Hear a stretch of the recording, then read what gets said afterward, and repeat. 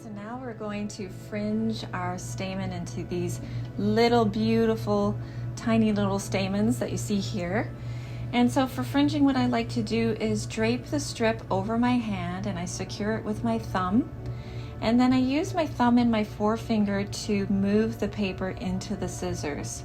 I rest my scissors on my third finger and then just let the thumb and the forefinger feed the strip into the scissors. We want to leave a little bit of space at the bottom so that we can add our glue in, and the fringe should be fine. It should be a fine fringe, about 1/16 of an inch thick. Now the trick with this is we've just laminated it. The paper is still wet, and we need it to remain wet because we're going to be shaping the stamen, and we can only do that if the paper is wet and pliable. As soon as the paper dries, it's going to be really hard and we won't be able to get that nice rounded shape at the ends. So, as I say, you've got to make sure the kids are fed, the dogs are in, everything is done, because once you start on this fringe journey, there's no turning back. So just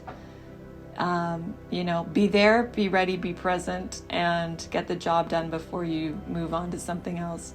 So there we go. Everything is being fringed. And then now we are going to start shaping each of those little stamen. I'm just picking out some of the extra little pieces that weren't so uniform or barely hanging on. So what you're going to do is just grab onto the end and just twist it in between your fingers. Now you'll kind of get into a groove of things as you're doing this. It takes a little bit of practice, and it is a bit fiddly, but see, you get a nice rounded shape and it doesn't look so square and unrealistic looking. So it is a very simple, easy trick to get a nice rounded end on your stamen. So you're just going to have a lot of patience and just slowly work your way from one end of the strip all the way to the end. Now I was a little haphazard here as I was doing it. Try to keep everything a little bit straighter as you go along so that the stamen don't get too tangled up like mine did here. But you can, as I'll show you, just sort of straighten things out a bit, but try to keep them nice and neat, and then you won't have too much work to do afterwards in straightening them back out. So that is looking good there, and you can see that's what we're working towards. Now we're going to, this is an optional step, but you can see on this stamen here, I've added some pan pastel color to it. And it just adds some depth and dimension to the stamen and makes them look more realistic. You can see here, just the bare paper or adding the coloration. It's a really nice detail. So if you care to add this is a great way. Now I have this brush that I love to use. These brushes are available on my website. They're great for pan pastel. They come in a set of 10, so you get quite a selection in terms of size as well. There's small, there's large, and because you've got so many of them, you don't have to rely on that one brush. You can, have a whole group of them. They're ready to go.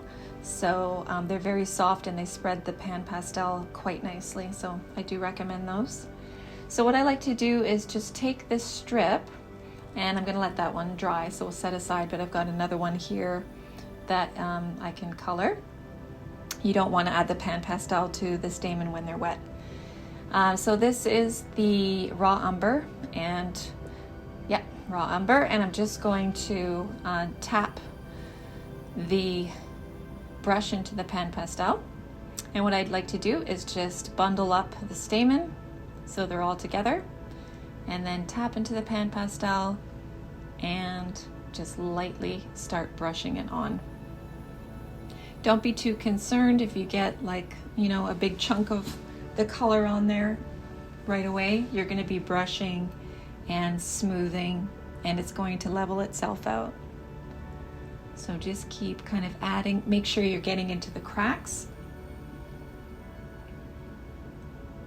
and working it in. being sure that you cover mostly all of them. Again, you're not trying to get a completely uniform look here because you do want things to look organic. So it's okay if there's some variation. In fact, that's what you want. And then I like to do the sides as well.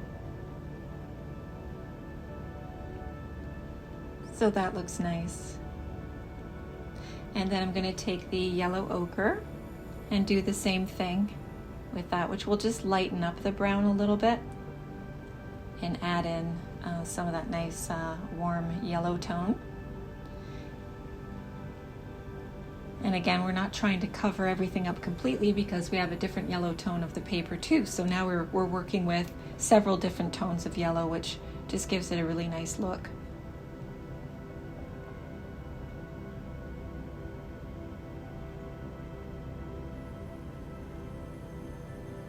Then at the end, I like to just do a final little tap into the raw umber and go back in and just dust some of the dust on there for a final bit. And then you can see here by comparison, I'll just wind up this one that has no coloration on it as compared to the one we've just done. And you just get some nice tones in there. It looks like the stamen have oxidized.